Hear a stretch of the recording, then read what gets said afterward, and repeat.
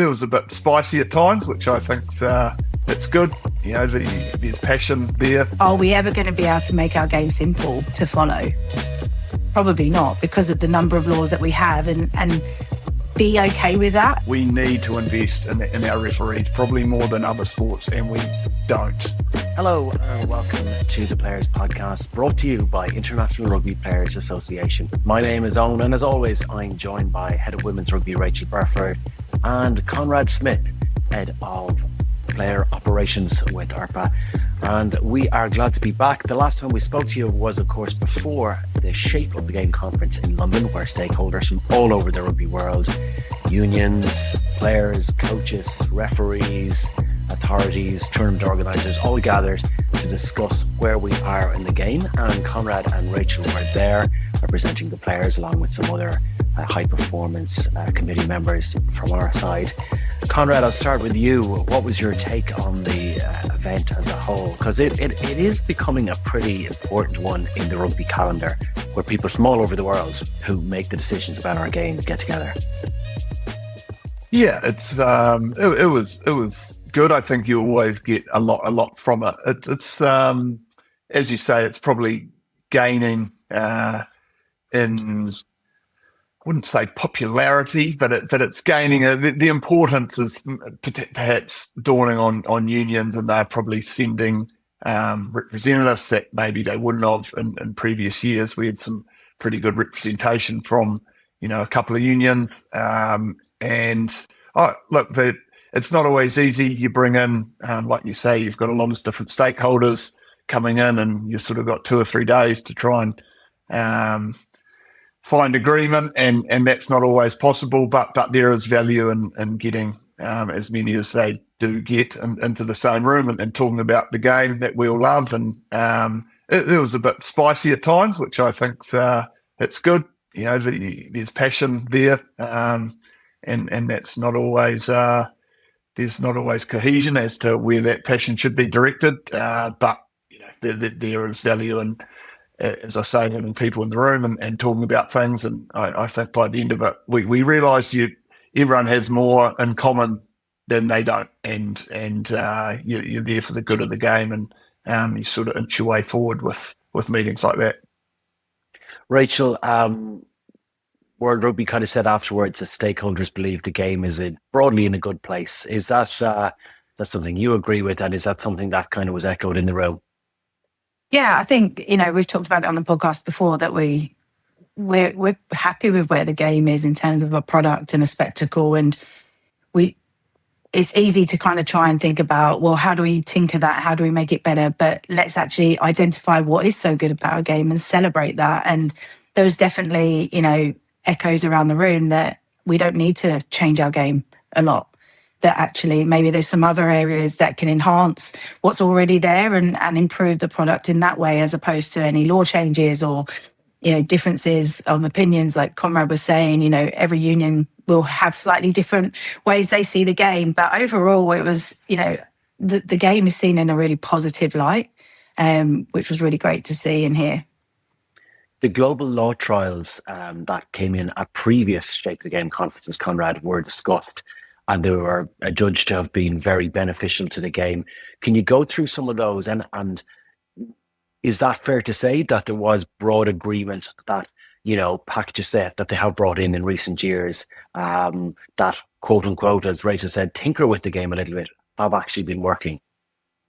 Yeah, I think the ones that have been trialled were largely weren't controversial. You're talking about the breakfoot, the TMO, 20-minute red card, things that have been in practice, and so there was, to be honest, a lot of discussion around those. There were, as there always is, discussions about there were discussions about further possibilities of law changes, but I think there was also a more general discussion, which I personally found interesting, and I think there was a lot of interest around the room, just around our whole approach to law changes. Are we doing too many? Particularly, is it worse for the game when we're having multiple law changes down in the Southern Hemisphere competitions in Super Rugby, multiple changes or trials in the MLR, and then how does that, how difficult does that make it for referees that have to bounce around these competitions and then come back to internationals? How is that for the fan watching these games and trying to understand? We're already saying our game's pretty complicated. We understand that's almost a necessary evil at times because our game is complicated, and that's fine to an extent, but are we making it worse by having these sort of law trials and continuous tinkering with the law? So that those things were all, that everything was up for debate, and that came through over the 2 or 3 days that we were there. I think it was quite interesting how there was quite a focus around that in terms of that consistency of, like, if you're a fan and you turn on and you watch a bit of Super Rugby and then you turn on and watch the Six Nations. And I found it interesting about the discussion when we talked about the philosophy, and we talked a lot about this last time with the high performance members around. So at the moment it talks about being a simpler and quicker and a game that rewards attack. And there was lots of discussion around that, which I thought was really interesting. Like, are we ever going to be able to make our game simple to follow? Probably not, because of the number of laws that we have, and be okay with that as well. It felt like the room had a bit of a change in finding comfort in that actually our game does have a lot of nuances and it is slightly complicated. But how do we educate on what our game is, as opposed to trying to refine everything and change it to be simpler? So I found that quite an interesting topic that we were all talking about as well. Yeah, that's very interesting, Rachel, because that is something that came up in one of the outcomes, is that, like, a renewed focus on kind of explaining, presenting and marketing the sport and its stars, particularly for new audiences. But as you say, the game will always have a certain level of complexity, and we shouldn't be trying to kind of worry all the time about explaining that. Maybe to you, Conrad. I agree. I just think that was a key point. Like, I think even in our high performance, so in the wide discussions with everyone, that came through, and then when we sort of went into the smaller men's high performance meeting, that came up again, and there was very much the view that we understand the need and the benefit, I suppose, with looking at different ways to moving with the times and allowing competitions to try different things. But there's a level to which it starts becoming overly complicated. And I think I got the feeling that that's what we're going to see over the next few years. And personally, I think that would be a good thing, that we allow certain law trials, but ultimately we try and nail down what we know, what we love about rugby. It's not going to be a simple game. It's part of the beauty of rugby. There are so many different facets and elements to the game. There's complexities to the game. And if anything, we just need to be really good at explaining that to our fans, and whether it's finding language that's easier for fans to understand, whether it's putting mics on referees and letting them explain decisions during a game, all little things like that. That's rather than continually meddling with the laws or trying to maybe have this idea that we can one day simplify the law book down to 2 or 3 pages. That's not going to happen. So how do we actually take a beautifully complicated game but allow the people watching and even the players to still understand it? Is there a feeling that there has been an awful lot of negativity around our game? Because I think even since that, the Six Nations games that have been happening, either side of the shape of the continent, have almost blown that negativity away. But let's not forget, November was only about 5 months away, where there was, refereeing decisions that had us all scratching our head, negativity around some of the style of certain teams, etc. How did you guys feel in the room over the couple of days? Was there negative? Was there positive feedback? I think what the game did really well was acknowledge that November wasn't quite right from, like, the officiating and the messaging side of things. And I think that is a better place to be in, to go, okay, right, November didn't look great for our game. but we are where we are now. There's obviously been refinements around the 20-minute red card, the permanent red card, and it's given everybody a lot more clarity. And that's why I think we're kind of, obviously the games have been crazy. The results have been challenging from an English perspective, but wonderful. I was very pleased to see Italy win, but at the same time, just shame it was against our team. You want to bring that up? You brought it up. Oh yeah, I know, and I'll take it. But yeah, I think the fact of the matter is like the product itself is hugely exciting, and recognizing where we do need to be better and owning where we weren't quite right and moving forward. And I think there's so much more acceptance when you can acknowledge that we might have got things wrong and then move forward, as opposed to not accepting or not even acknowledging that it wasn't quite right in November. And I do feel like there has been that shift. I also think, we've said it a couple of times, like you do have a vast array of stakeholders at these meetings, and they all bring different viewpoints, and they're from different parts of the world, and that brings different viewpoints. So there's never a simple answer. Like I think you look at rugby now, the perspective in the Southern Hemisphere is probably quite different than the Northern Hemisphere. Like the Six Nations is going great guns, and I love being up there and being wrapped up and all that positivity around these great games. Southern Hemisphere, the Super Rugby started. There's positivity around that. Some great rugby being played, but there's probably still a little bit of a overhang, probably from those November tests, and also a feeling, the game has to do better. There's challenges across the game around participation, fan involvement, different parts of the world. We heard from the French, the top 14, that's going amazingly well. Broadcast numbers through the roof, support, fans flooding to their games, not the same in other parts of the world. And so all of that sort of contributes to a wide range of perspectives. And then you've got CEOs in the room who look at the game from their perspective, as opposed to a coach, as opposed to a referee. And so, all of that's coming through. And that's I suppose it's a credit to World Rugby to bring everyone together in a meeting like this. But yeah, and it's also a real challenge to sort of have an overriding answer to some of the problems that are coming and facing the game. You spoke about the North-South divide there, Conrad, and one of the things that was, I suppose, spoke about, if potentially there was no answer to it, but was the global season, which would move things around and certainly affect the Southern Hemisphere. How did those discussions go? Because that is something that would align the year for everybody, have a positive effect for some players especially, but will definitely put some noses out of joint. Is that still TBC?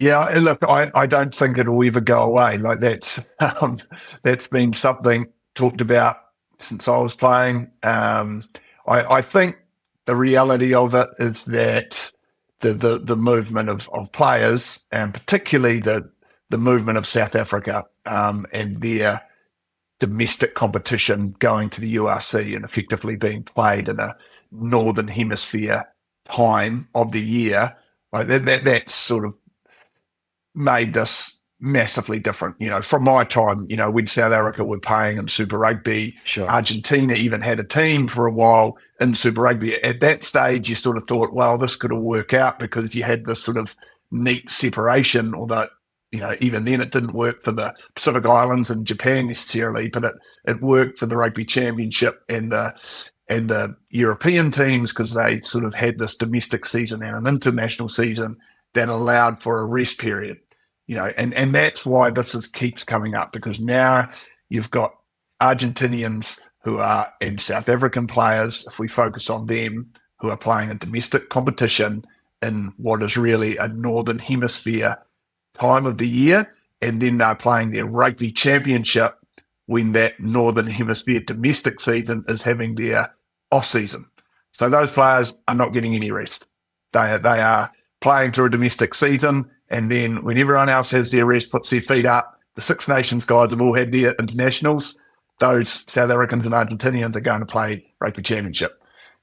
So it's not a great situation, particularly for those players. And so when we hear talk about the global season, it really is focusing on the idea of moving the Rugby Championship to fit over the Six Nations. And that's effectively what the women's game, Rach, can correct me if I'm wrong, like that's what you've created. You've created these windows for internationals and allowed domestic competitions to fit in around them and allowed genuine time for an off season. So it's not perfect. I think you'd agree with that, Rach, but it is something that would be the envy in terms of the men's competition. And the problem with the men's is it's so established now, like the women's game, you got onto it, you saw the issue potentially down the line. You've created these windows. There's less international windows in the women's calendar now, and I think it's something that the men's would love to replicate. I can't see how it's going to happen easily, because I haven't even started talking about other domestic competitions like the top league in Japan, the MLR in America, which all run through this window when they're going to align Six Nations and Rugby Championship. So it's something that'll be talked about for a long time to come, I think. Politically fraught, it sounds like. Well, yeah, it's so difficult. Like even coming away from those meetings, and it's pretty much been put back on the table. But as I say, like I think even if when you sort of look at it and you realise the benefit, like we're a player association, we are thinking first and foremost of those South African and what we've referred to them as cross-border players. So they're playing in domestic competitions and international competitions that don't line up. And so for them, we're giving them an off season. So in July, August, they would have they would have finished. There's no international rugby. The URC hasn't started. So it works. So outside of these, like the players we talk about, the South Africans and Argentinians, we focus on them a lot, and it's a good place to look at. But I mean, we still have domestic competitions in America, in Japan. We have a domestic competition, the biggest in the world at the moment, the top 14. They are not going to easily accommodate for this alignment of the Rugby Championship and the Six Nations. It's not going to work because they'll play longer into the business end of their top 14, and the PRL would be much the same. So yeah, there's just a lot of issues that means I just don't share a lot of optimism as to where this is ever going to go. And it's unfortunate because it would be great, and maybe look, it could be in a few years that we do just with a lot of compromise from the different stakeholders, we do find a solution. It would be great, for the players and to have recognised rest and off season for every male player in the world, which we can't say at the moment, but it's going to take a while, I think. Okay, there wasn't a lot of discussion about referees, to my knowledge, but one of the things, Rachael, was just shortly after Holly Davidson refereed in the Six Nations for the first time, was talk about increasing investment in female referees at an international level, because let's face it, there ain't enough at the moment. Yeah, and it was quite a debated topic in the women's high performance, in that we obviously want to have more women officiating the game, but we've got to create those pathways and opportunities for them to be the best they can be in the middle of the field. And at the moment, it was quite a shocking stat, really, that only 3 females are full-time professional referees. And 2 of those, one's just retired internationally, and Holly Davidson, as you mentioned, works heavily in the men's game and will probably focus in that area up until the Men's Rugby World Cup. So in comparison to the men's game, where there's 50 to 70 full-time referees across the globe. So there feels like there was a real need and a real call for action across the globe for unions to really invest in their female referees, in order for us to get to a space where we're not just thinking, oh, we need to have the best in the middle. Is that female or male? It's they're provided the structure and support to put themselves in a position to be selected to be put in the middle. So there was, a big debate, and it's going to be a big kind of push around the world in terms of that accelerating to support female referees into high performance elite refereeing. And Conrad, just to finish on referees, one of the things we discussed about was the direction that our referees are given. And that came up especially around November. Are you still happy that, referees, be they male or female at the international level, are getting that guidance that they need and know what they want in order for that they have what they need in order for the game to flow?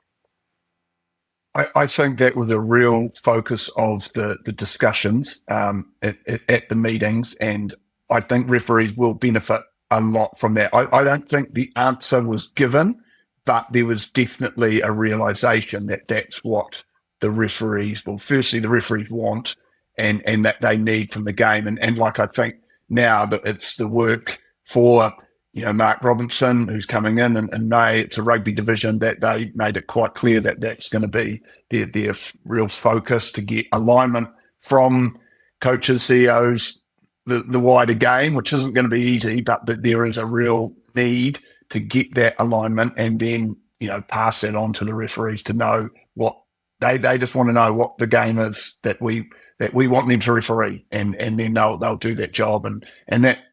But that next step, the investment, like what Rachel said, like about the female referees, I just think it can be wider as referees in general. We all acknowledge, we've just talked about how the complexity of our game, and we all agree on that. We need to invest in our referees probably more than other sports, and we don't. Like that is clear from the last 10 years I've been involved. Even at the male level, it's not an investment that we do well.